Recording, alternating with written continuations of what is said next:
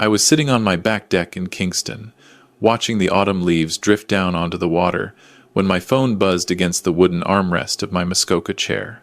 The late October sun was casting golden light across Lake Ontario, and I had just finished my second cup of coffee, the kind of peaceful Saturday morning I'd come to cherish since retiring from my 35 years as a civil engineer with the city of Ottawa.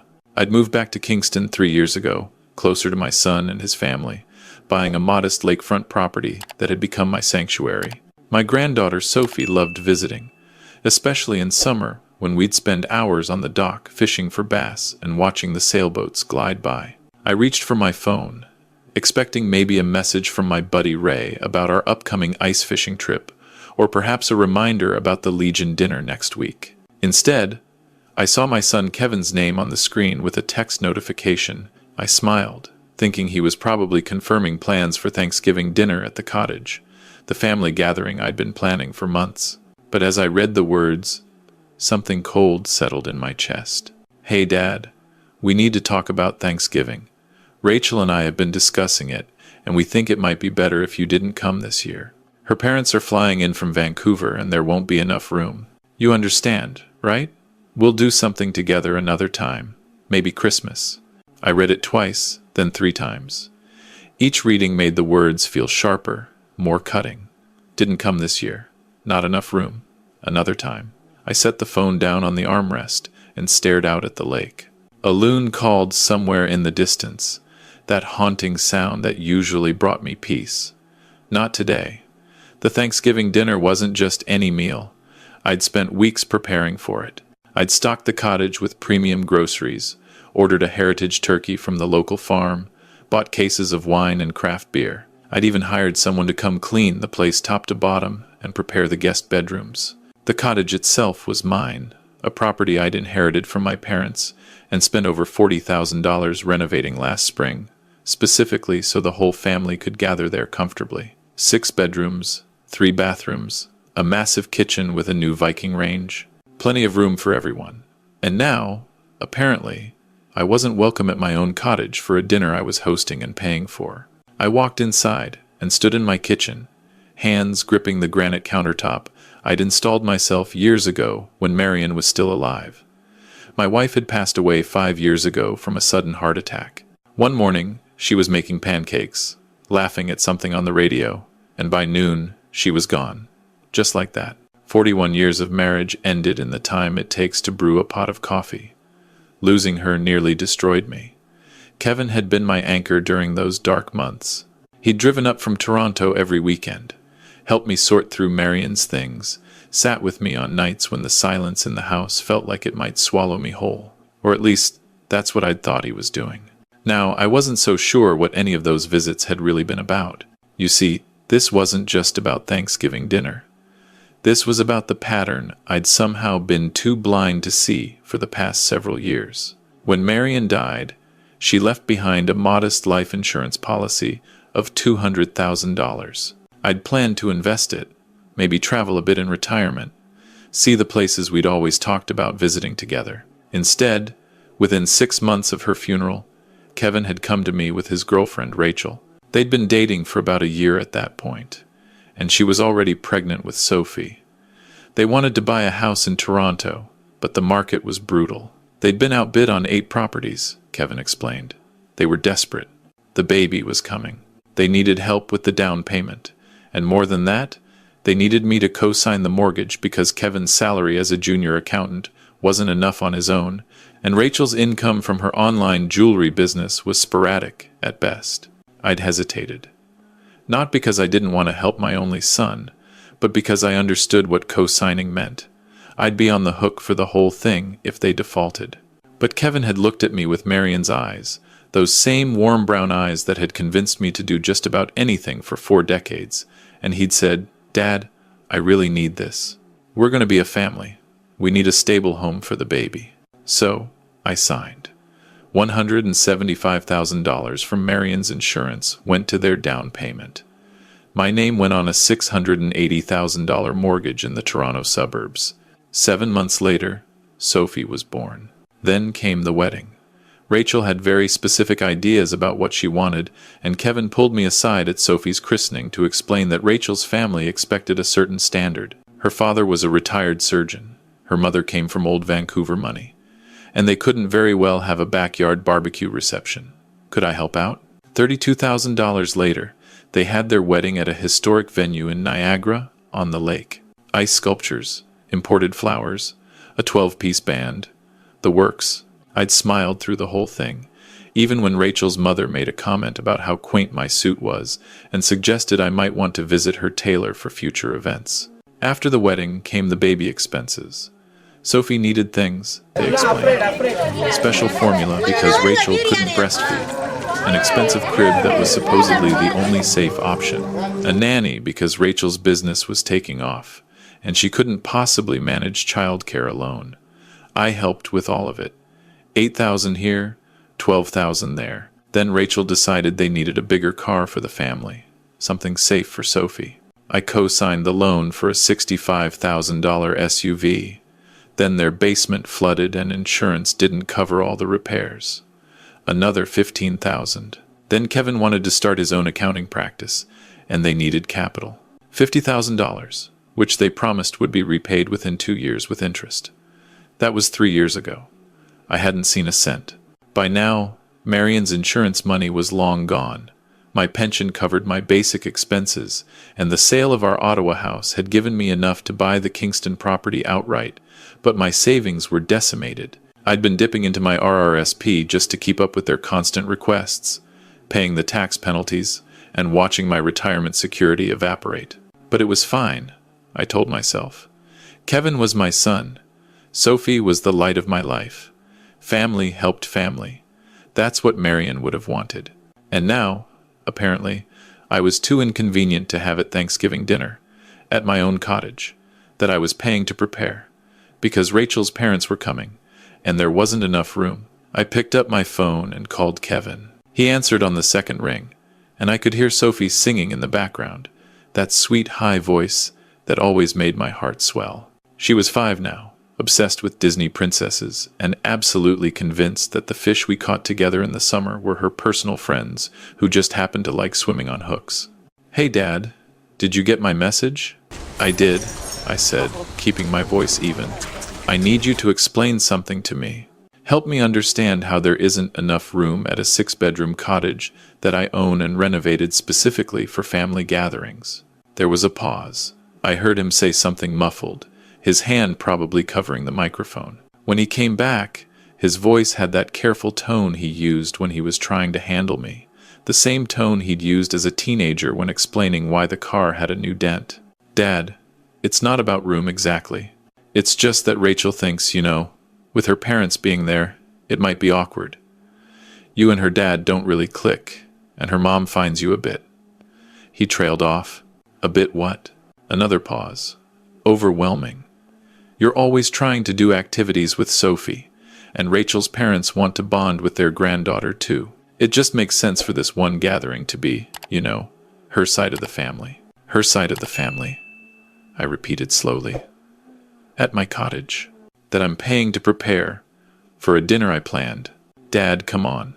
Don't make this harder than it needs to be. We'll do something at Christmas, just us. Maybe you can host Boxing Day or something. Can I speak to Rachel, please?" "I don't think that's a good—" "Kevin, put your wife on the phone."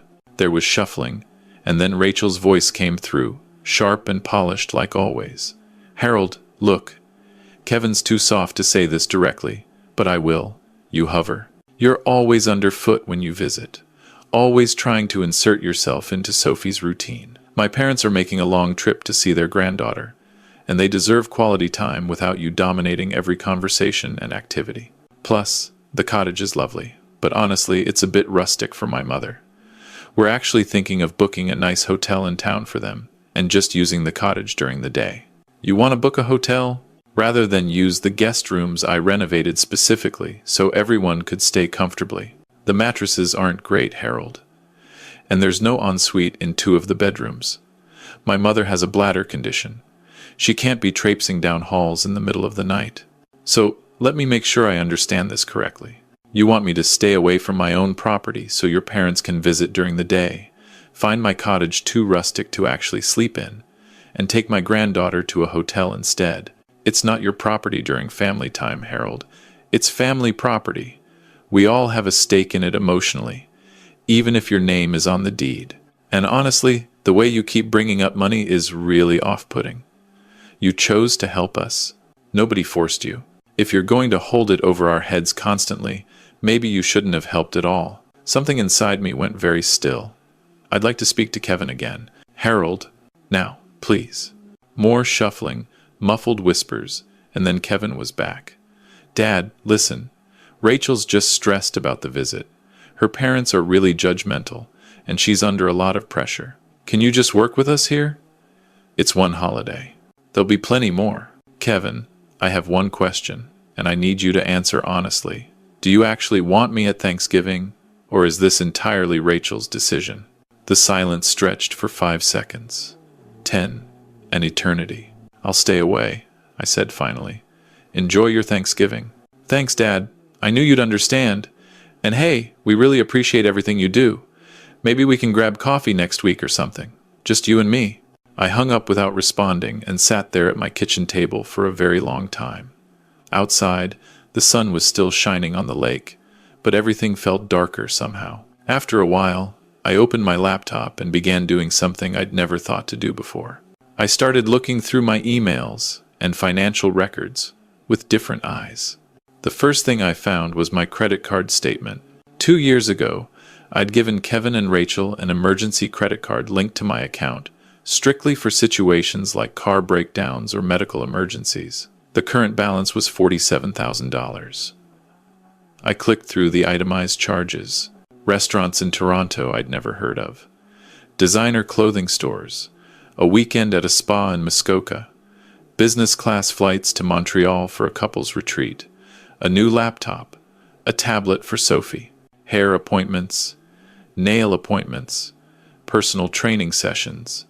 Thousands upon thousands of dollars in charges I had never authorized, none of which qualified as emergencies by any reasonable definition. Then I searched my email for messages from Kevin. There were dozens from the past year alone. Each one was a request of some kind, dressed up in pleasantries but always arriving at the same destination: money. They needed help with Rachel's car payment because her business was in a slow period. Sophie's private school tuition was due, and cash flow was tight. The furnace broke, the roof leaked, the property taxes were higher than expected. Always something. Always urgent. Always promising to pay me back as soon as things settle down. And then I found it. The thing that changed everything. It was a forwarded email chain that Kevin had clearly meant to delete, but hadn't. He'd accidentally included me on a forward to Rachel from 6 months ago, and I'd somehow missed it in the flood of daily messages. I opened it now with shaking hands. From Rachel to Kevin. Your dad is becoming a problem.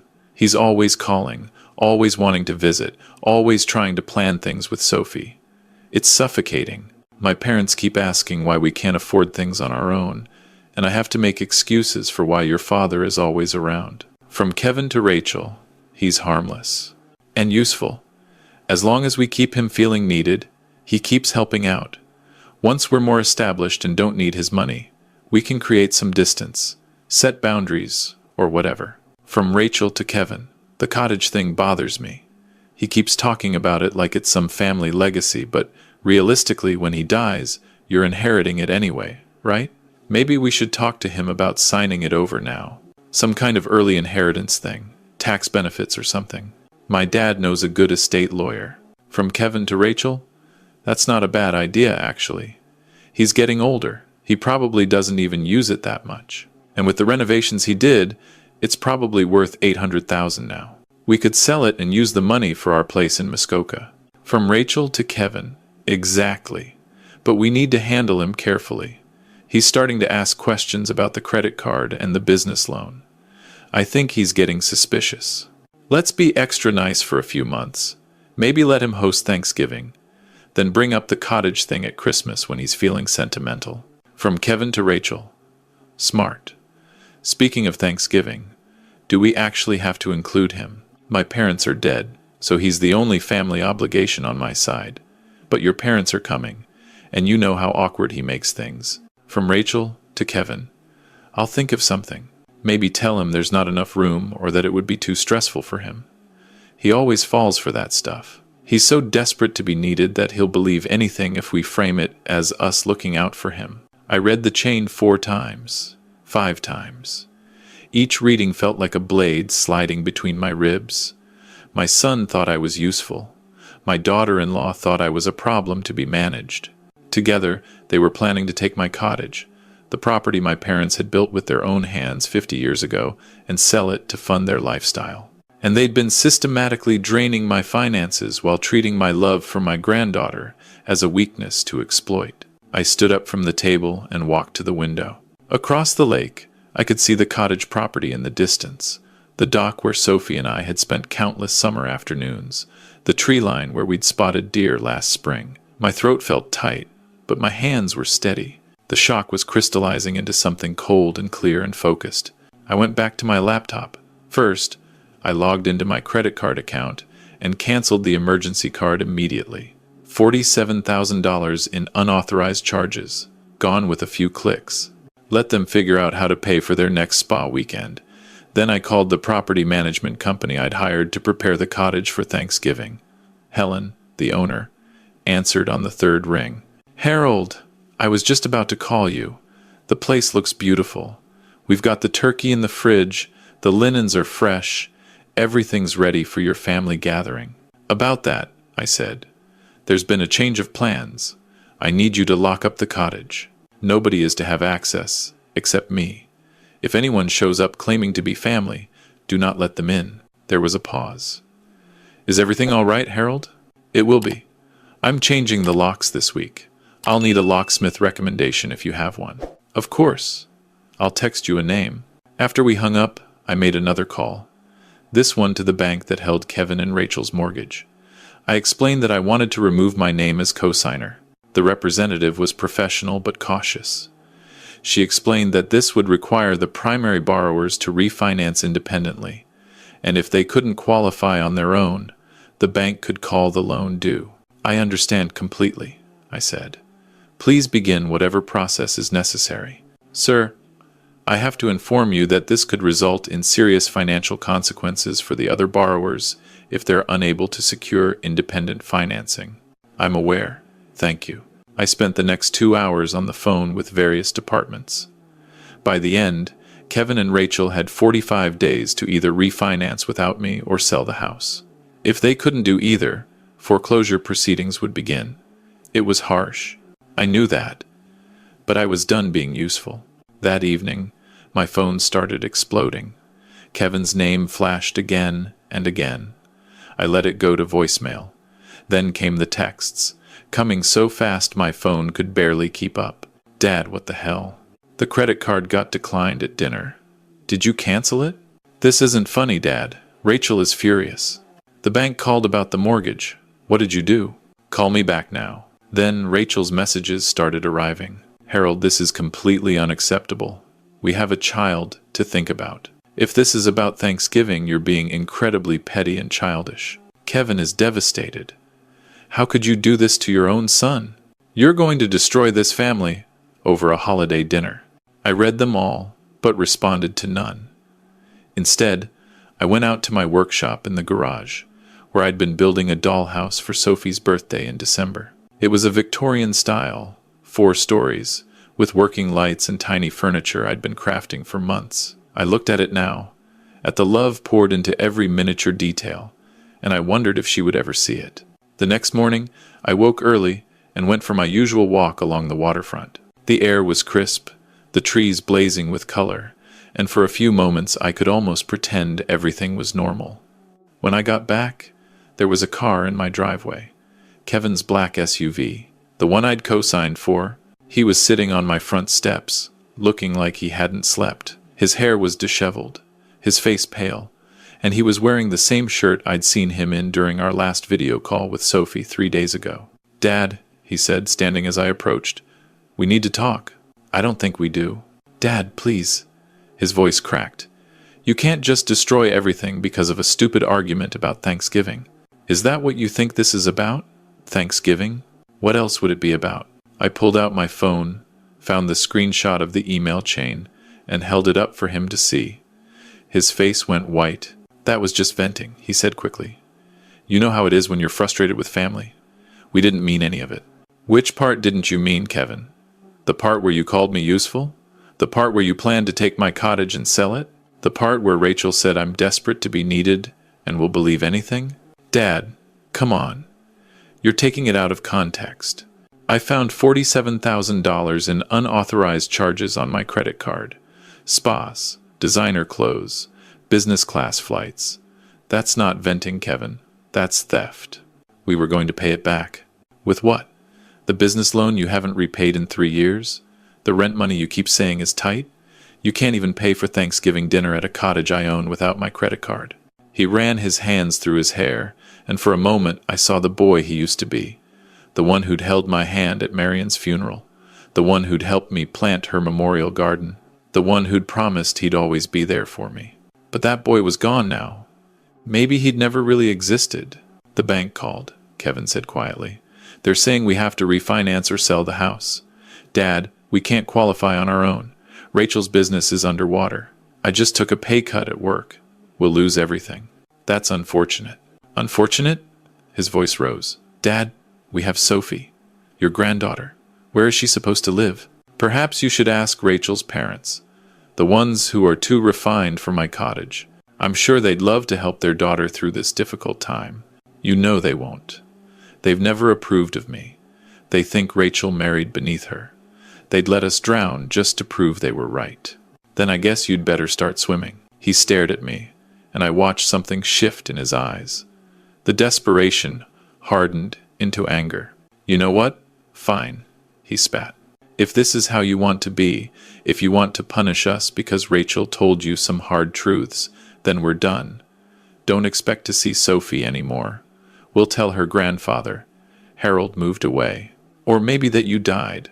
It'll be easier than explaining that you chose revenge over family. I'm choosing self-respect over being exploited, Kevin. There's a difference. There really isn't. You're a bitter old man who couldn't keep his wife alive and now wants to control everyone around him because it makes you feel powerful." The words hit like a physical blow. For a moment, I couldn't breathe. Then I stepped past him and opened my front door. "Get off my property. Now." "With pleasure." He walked to his SUV, got in, and drove away without looking back. I stood in my doorway for a long time, feeling hollowed out and strangely light at the same time. The next few weeks were difficult. I hired a lawyer, my old friend Murray from law school, who'd practiced family law for decades before retiring. I explained everything, showed him the emails and credit card statements, laid out the pattern of financial abuse. He listened without interrupting, then leaned back in his chair and sighed. "Harold, I'm sorry. This is ugly, but here's the good news. In Ontario, grandparents can apply for access rights if it's in the child's best interest. You've been a consistent presence in Sophie's life since birth. You have documentation showing their motivations are financial, not based on legitimate concerns about Sophie's welfare. You've got a strong case. What do I need to do? Document everything. Every denied visit, every threat, every communication. Keep those emails. Don't engage with provocation. Keep yourself clean and reasonable in all interactions. Let them be the ones who look unstable." I followed his advice, meticulously. Every time Kevin or Rachel denied me access to Sophie, I documented it. Every threatening text, every excuse, every manipulation attempt went into a folder. Meanwhile, I learned that they couldn't refinance the house. The bank gave them an extension, then another, but it was clear they were going under. Kevin's Instagram posts grew increasingly desperate. Subtle appeals for sympathy dressed up as updates about parenthood, posts about resilience in hard times, pictures of Sophie with captions about doing their best despite obstacles. I recognized the strategy. They were building a narrative, painting themselves as victims of circumstances rather than authors of their own misfortune. I didn't respond. I focused on my own life instead. I joined a woodworking collective at the community center and started teaching basic carpentry to high school students on weekends. I planned the ice fishing trip with Ray and actually went, spending 4 days in a cabin on Rice Lake, catching perch and playing cards, and not thinking about my son for hours at a time. I started exploring parts of Kingston I'd never visited, finding new restaurants and bookshops and walking trails. For the first time since Marion died, I felt like I was building a life instead of just waiting to be needed by someone else. 2 months after I canceled the credit card, my doorbell rang on a Tuesday evening. I opened it to find Sophie standing on my porch, clutching her stuffed rabbit Mr. Buttons, tears streaming down her face. Behind her, Kevin was already walking back to his car. "Dad, I need you to watch her tonight," he called over his shoulder. "Rachel and I have to deal with something. I'll pick her up in the morning." Before I could respond, he was in the car and driving away. I looked down at my granddaughter, at the fear and confusion in her eyes, and felt my heart crack. "Come inside, sweetheart. Are you hungry?" She nodded, wiping her nose with her sleeve. We made grilled cheese sandwiches together, her favorite, and she told me everything in that rambling, circling way that 5-year-olds do. Mommy and Daddy fought all the time now. They had to move out of their house and into an apartment that didn't have a backyard. Grandma and Grandpa Fletcher from Vancouver were angry at Mommy about something and wouldn't talk to her anymore. Everything was different and scary, and she didn't understand why she hadn't been allowed to see me for so long. "Mommy said you were too busy to see me," Sophie said, her voice small. "She said you were traveling and didn't have time for visitors." I felt something hot and sharp in my chest. "Sophie, that's not true. I always have time for you. Always. I've been trying to see you for months. Then why couldn't I come to the cottage? I missed fishing with you, Grandpa. I missed the loons." I pulled her into a hug, breathing in the little kid smell of her hair, and made a decision. "How about this?" I said. "No matter what happens between the grown-ups, I'm going to make sure we get to spend time together. It might take a little while to figure out, but I promise you, we're going to have more fishing days, more cottage time, more everything. Promise?" "I promise." That night, she slept in the guest room I'd set up for her years ago, with the glow-in-the-dark stars on the ceiling and the nightlight that projected ocean waves on the walls. In the morning, we made pancakes shaped like animals, and I showed her the dollhouse I'd been building. Her eyes went wide. "Grandpa, it's beautiful. Is it for me?" "It will be. For your birthday. But you have to keep it a secret." She nodded solemnly, making a zipping motion across her lips. Kevin picked her up around noon, looking haggard and avoiding my eyes. Sophie didn't want to leave. She clung to me in the doorway, and Kevin had to practically pry her away. "I love you, Grandpa," she called as they walked to the car. "I love you too, sweetheart. More than anything." That was the last time I saw her for 3 months. The court case moved slowly, as these things do. Kevin and Rachel contested my application for grandparent access, claiming I was mentally unstable and had made threats against the family. They submitted statements painting me as a controlling, vindictive old man who was using legal action to punish them for setting healthy boundaries. Their lawyer was expensive and aggressive, but I had documentation. I had emails. I had credit card statements. I had timestamps and records, and a paper trail that told a very different story. Murray was methodical and thorough, and piece by piece, we built our case. Meanwhile, their house finally sold. The market had cooled, and they got less than they owed, walking away with nothing after the mortgage was paid. They moved into a rental apartment in Scarborough. Rachel's jewelry business closed. Kevin took a second job, doing tax preparation in the evenings. Their Instagram posts became less frequent, then stopped altogether. The hearing was scheduled for March. I wore my best suit, the one I'd bought for Kevin's wedding, and hadn't worn since Marion's funeral. Murray had prepared everything meticulously. We had exhibits labeled and organized, witness statements ready, a clear narrative that showed years of financial exploitation, followed by parental alienation when I finally set boundaries. Kevin and Rachel sat on the other side of the courtroom. Rachel looked thinner, harder, her designer clothes replaced by something off the rack. Kevin just looked exhausted, like a man who had run out of fight. The judge, a stern man in his 60s with a reputation for no-nonsense rulings, reviewed everything carefully. He asked questions. He made notes. Then he called Sophie into his chambers alone, with a child psychologist present. She was in there for nearly half an hour. When they returned, the judge's expression was grave. "Mr. and Mrs. Whitmore," he said, addressing Kevin and Rachel, I've spoken with Sophie about her relationship with her grandfather. She spoke of him with obvious affection. She described fishing trips, baking cookies, building things together, bedtime stories. She expressed significant confusion and distress about why she hasn't been allowed to visit him. Frankly, after reviewing the evidence presented today, I share her confusion. He shuffled through papers. What I see here is a pattern of systematic exploitation followed by retaliation when Mr. Henderson refused to continue enabling it. The evidence of financial abuse is clear. The unauthorized credit card charges alone constitute grounds for criminal complaint, which Mr.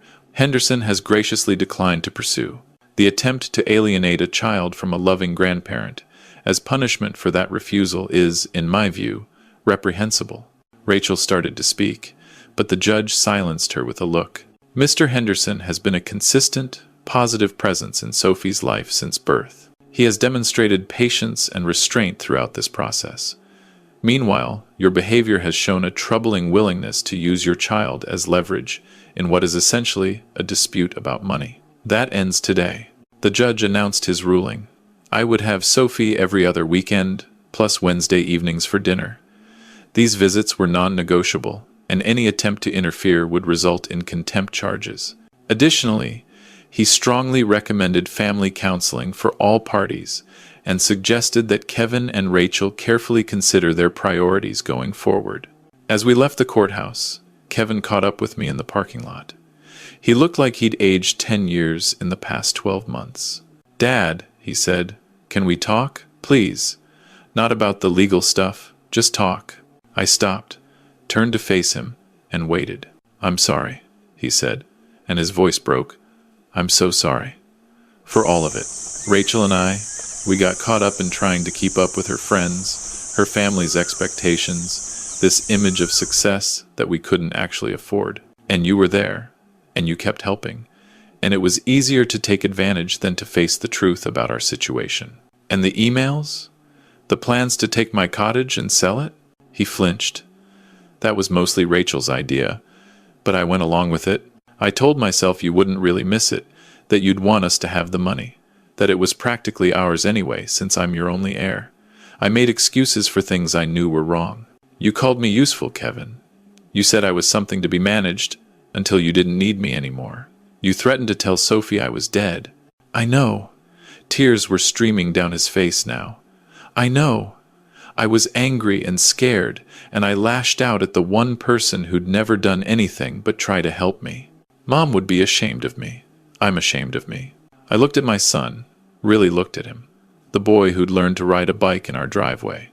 The teenager who'd worked summer jobs to save for his first car. The young man who'd held Marion's hand in the hospital and promised to take care of me. That person was still in there somewhere, buried under years of bad choices and a marriage that brought out his worst instincts.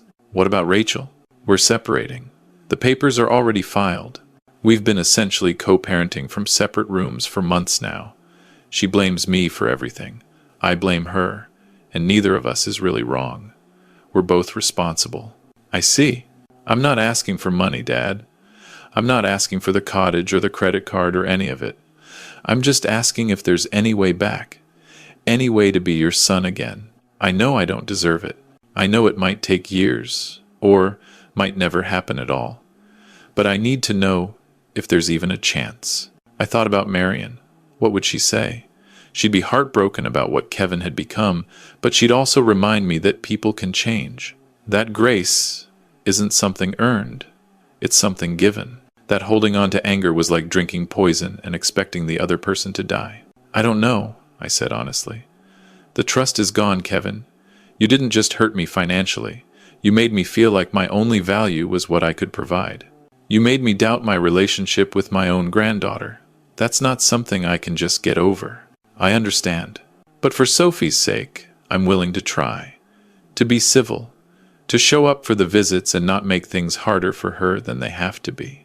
Beyond that, you're going to have to demonstrate through actions, not words, that you've actually changed. And that's going to take a very long time." He nodded, wiping his eyes. "That's more than I deserve. Thank you." I drove home alone, feeling strangely empty. The legal victory felt hollow somehow. I'd secured time with Sophie, but my relationship with my son was still broken, maybe beyond repair. But as I pulled into my driveway and looked out at the lake, I realized something important. I was going to be okay. Not happy, maybe. Not healed, certainly, but okay. The man who'd sat on this deck 6 months ago reading that text message about being excluded from Thanksgiving was gone. That man had been lost in grief, desperate to be needed, willing to be used if it meant feeling connected to someone who'd inherited Marion's eyes. This man was different, clearer about boundaries, more certain of his worth. That weekend, Sophie came for her first official visit. We finished the dollhouse together, painting the tiny shutters blue and adding miniature flowers to the window boxes. We hung it in her room at my house, the room that would always be waiting for her. "Grandpa," she said as we stood back to admire our work, "I'm really glad I get to come here again. I missed you so much." "I missed you too, sweetheart. So much." "Are you and Daddy still fighting?" I knelt down to her level, looking into her eyes. "Daddy and I are working on being better at talking to each other. It's complicated grown-up stuff, but I want you to know something important. None of it is your fault. None of it. And no matter what happens between me and your parents, I will always, always love you. You're my granddaughter, and nothing will ever change that." She threw her arms around my neck, squeezing tight. Later that night, after she'd fallen asleep, I sat in my living room with a cup of tea and looked at the photo of Marion on the mantel. I imagined what she would say about everything that had happened. She'd be disappointed in Kevin, of course, and furious at Rachel. But I thought she'd also be proud of me for finally standing up for myself, for recognizing that love shouldn't require self-destruction. The next morning, I started planning a trip. Not to anywhere exotic, just to Prince Edward Island. Sophie had been learning about Anne of Green Gables in school and was desperate to see the farmhouse where the books were set. I thought maybe this summer, if things continued to improve, we could take a week together, just the two of us.